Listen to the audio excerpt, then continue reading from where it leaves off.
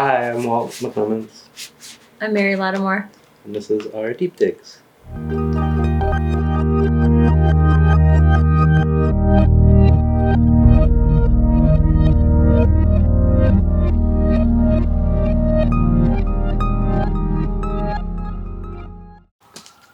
Colleen, Captain of None.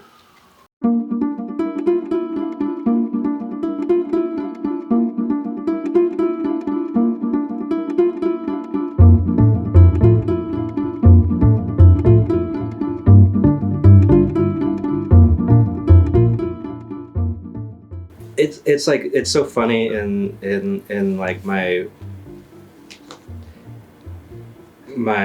imaginary history of these records. Like I feel like actually when I looked at the release date of this one, I was like, I swear I was listening to this record. Like I remember like in like 2012 or something. Like it's like a drive. It was like a solo tour driving record. It's weird. Like I don't remember who played it for me or where. I had put out a record called I Am No Captain, and maybe the title was, but no, somebody must have. I don't know. I don't know where it came from, but I listened to it like so much on drives, and just really like I feel like I it soundtracks like a whole era of me driving around the country alone, and yeah, it's so like hypnotic and meditative at the same. Or I don't know, it's like active but like trance-like. I also think it was I don't know, it made me think about like what you can do with instruments and processing, and also like it's not a songwriter record, you know, like there's lyrics and there's songs, but it's like the I feel like the words are sort of, it's like these chants and they sort of fit in with the trance-like thing. I don't know. It was something I thought about a lot when I was listening to it, and thought about like, I don't know, thinking about playing a weird instrument and doing weird things with it. It was really special to listen to. This was my introduction.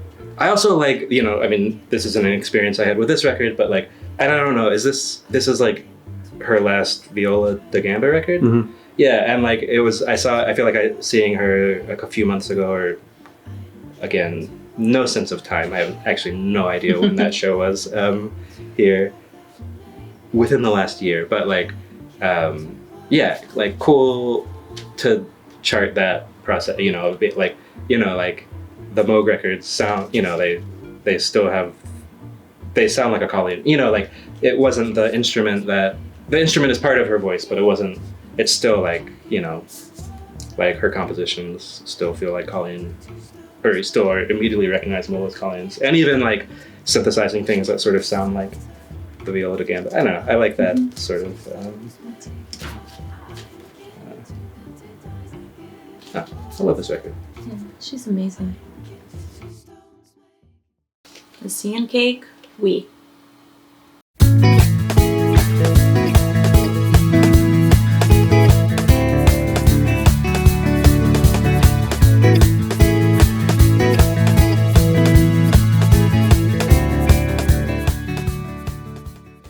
This is We by The Sea and Cake. I don't know, I love this record. I don't have that much to say about it, but I really love it, and I feel like it reminds me of the summertime. And I was listening to it today as I was driving around doing some errands, and it's like, man, this is the perfect music for the period between spring and summer, when everything is kind of blossoming, your arm is out the window, you're just kind of feeling like breezy and easygoing, and I don't know, it's just like a joy to listen to this band, I think. I've loved them for a long time, and love their music. And yeah, I mean, it came out in 2000. I guess I got into the Sea and Cake like in college. I worked at the college radio station. That was probably around when this came out, like around 2000, 2001. I went to school in Rochester, New York, and worked at this radio station, WRUR, your station for variation. And and yeah, we played Sea and Cake a lot, and Tortoise, things like things from Thrill Jockey and Chicago, and I don't know. That's when I first kind of got into Thrill Jockey records, and I remember like specifically like that Tortoise TNT record I was in. I think I was actually in high school when I heard that one, and I don't know, introduced me to this world.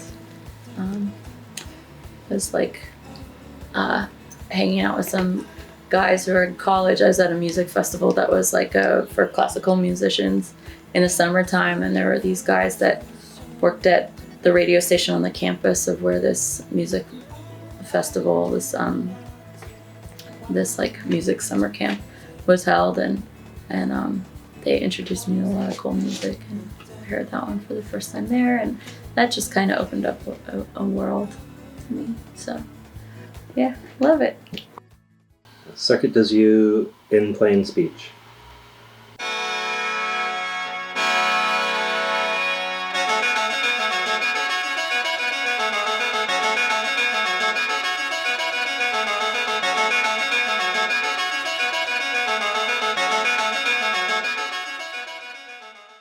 Same year, amazing. Who knew? Same year, like they occupy such different parts of my brain. But Circuit Des Yeux in plain speech. So this is the first record of Hayley's that I ever heard, and I think it was after seeing her play like an in-store on, I think it was like the Permanent Records when it was on York. I think it was her and Kayla on tour together, both solo. Don't quote me on. Don't record. No, I think it was, and yeah, like that performance blew me away. One of the starting the sequence of Hayley performances that blow me away.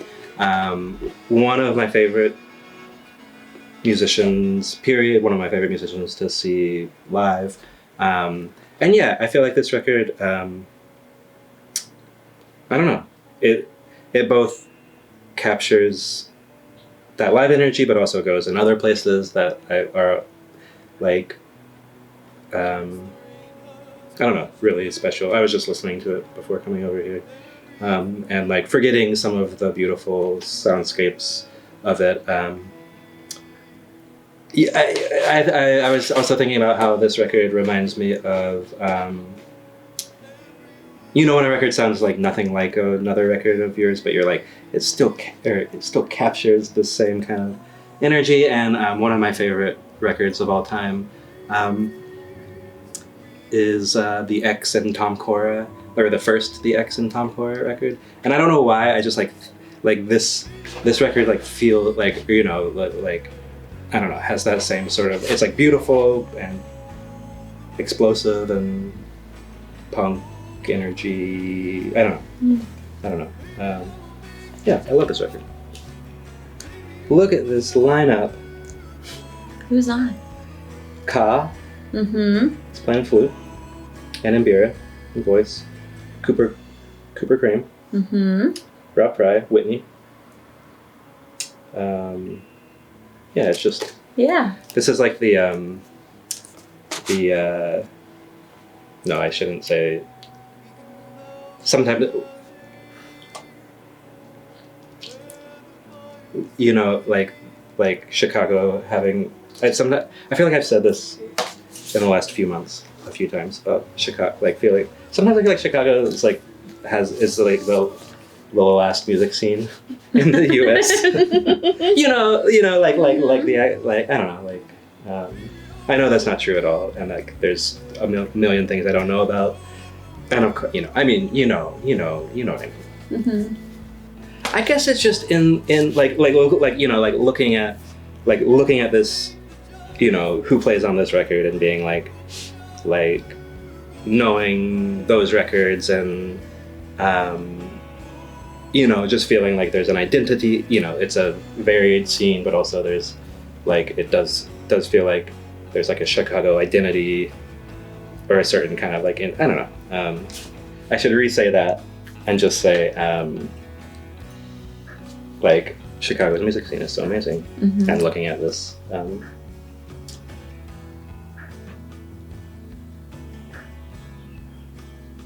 makes me think about it. Mm-hmm. I know, like classic. What is that on the cover? So, What is that on the cover? I don't know, What is she holding? a ball of grass? I always thought it was some weird fruit. I like the mystery of it. Entrance, Book of Changes. Every time I see you, I fall in love with everything about you. I know together we can rise above, but I'd see no point without you, 'cause it's always It's a great record. I love it so much. I feel like Guy is such a amazing songwriter, and I really love to hear everything he does. And I feel like this it's a newer record, but it's from 2016, I think. But I feel like this was one of my first introductions into his like solo stuff, and yeah, I don't know. I like his words a lot, his songwriting a lot. He's also very talented sound person. He was doing sound at Zebulon for a while. And that was great when you would play there and you would see that he was the sound person. And I don't know, it always made me feel confident. I moved here in 2017. And I met him here, but we have so many mutual friends, you know, like my best friend Meg Baird. I was on tour with Wise Blood, you know, just the two of us solo tour style. I think it was when I still lived in Philly, and he came to our show here in LA. And I feel like we met briefly then, but I think maybe he's a little bit older than I am, and maybe like he was in that like a scene that I was just like, you know, coming into when I was living in Philly. I don't know. Yeah, I didn't know him beforehand before I moved here, but I really like him a lot, and I am always keeping my ears open to hear what he's working on. I also love the cover. I think it's really cool. This orchid, this reflection, it's beautiful. Absolutely beautiful. Also the shirt. I would wear this shirt. House and Land, self-titled.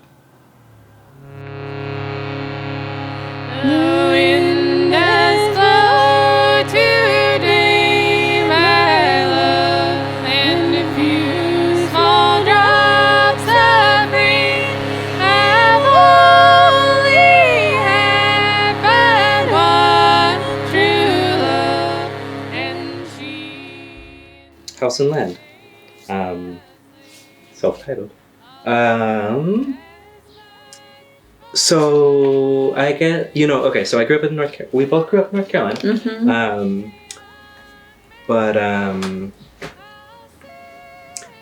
Yeah, like I guess like in my like later teen years, I got into playing like old time music, and like it was like, I don't know, I was always hanging out with this punk house, and there'd be like some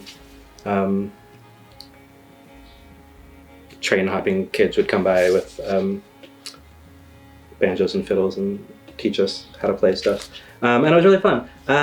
And that was a long time before I heard this. I guess like I still have like a deep love for that music, and then I sort of strayed away, stopped, went into other directions. And a lot of times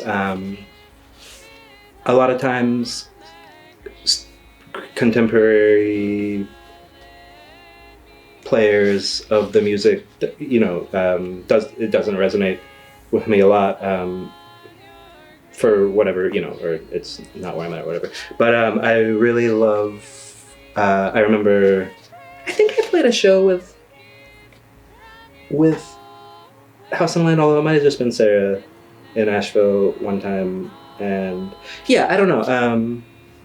Like, I feel like this has like it's like the perfect, I don't know, it's like the perfect, it's like perfect for me, the renditions of you know, what they do with this music, like the perfect, like it is so tight, you know, like their harmonies are so tight together, but it's like not polished at the same time, you know, it's like, it's perfect. I don't know, it's like exactly what I think of that music to be. And I don't know, and like, I think I was like the back room of a tattoo shop in Asheville or something. I think we played a show together. I would have loved that show. Yeah, it was so good. I think it was like Tashi, me, and maybe House and Land, maybe just her. Anyway. Yeah. But yeah, so sweet, so beautiful. Yeah, like the way they sing together is so special. Yeah. Pilgrim through. Jack Rose, Luck in the Valley.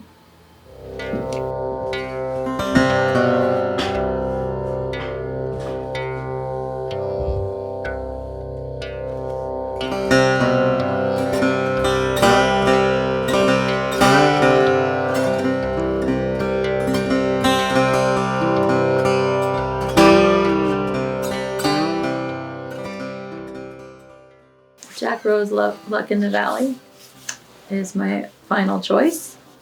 I love this record. I love all of his music, and loved him as a person, and was excited to revisit this. And I love how the record looks. It's like pasted on. I don't know, I think it's just a beautiful object. And I think like it's Jack's last record.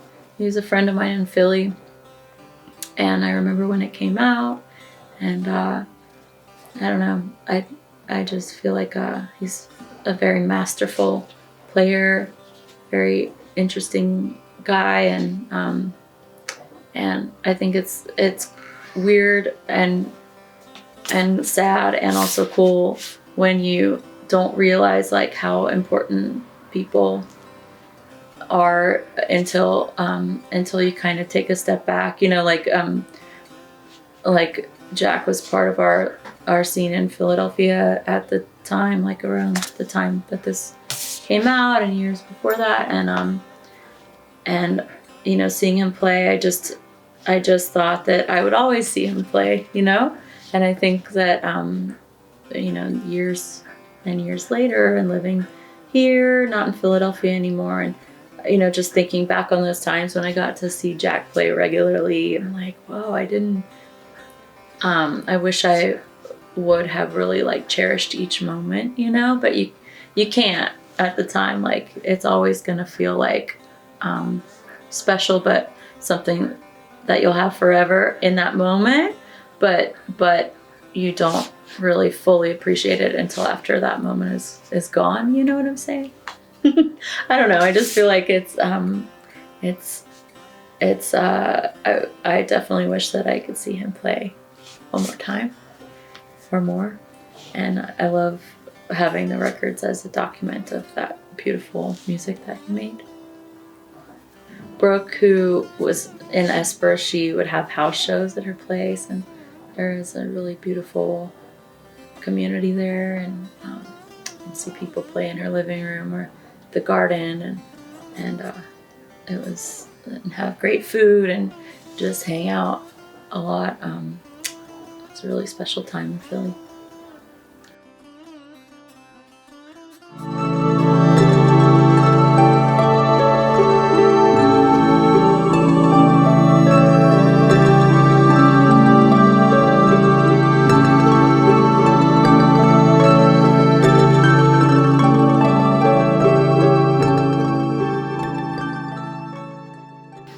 this is Mary Lattimore, I'm Walt McClements.